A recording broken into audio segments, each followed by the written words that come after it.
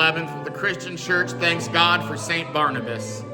Now, whether Barnabas was an apostle in the literal sense, meaning that he was specifically sent by Jesus for the apostolic mission, can be debated.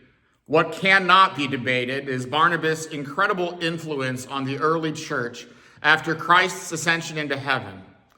Barnabas is first mentioned in Acts chapter 4 when Luke tells us that Barnabas, like all the other Christians with him, sold his field and brought the money to the apostles' feet to be distributed among God's people.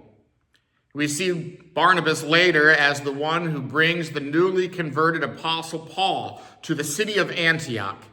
After St. Paul's conversion on the road to Damascus and at the home of Ananias, Barnabas takes Paul under his wing and works alongside him even in Paul's early days of ministry. Christianity had up until this point been known as the Way, as in following Jesus, who is the way, the truth, and the life. But it is in Antioch where these followers of Jesus are first called Christians, and Barnabas is a significant leader among these people. Barnabas accompanied St. Paul as a partner in the gospel during his first missionary journey, going to the cities of Cyprus, Pisidia, Iconium, and Lystra. Barnabas and Paul brought the good news of Jesus Christ to people who had not yet heard it.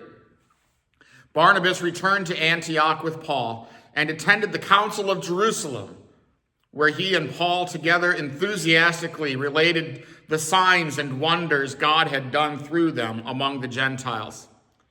Unfortunately, Barnabas is often remembered mostly for parting ways with the Apostle Paul in Acts chapter 15. Luke tells us that Paul and Barnabas had a sharp disagreement, most likely regarding the man named John Mark, and whether or not he should join them on their journey. Barnabas went with John Mark back to Cyprus then, and presumably continued the mission of the gospel with full force. The name Barnabas means son of encouragement, and certainly he encouraged his fellow Christians as well as the Apostle Paul in his early ministry. And so today, June 11th, the Christian Church does remember St. Barnabas and thanks God for his early work in the Christian Church.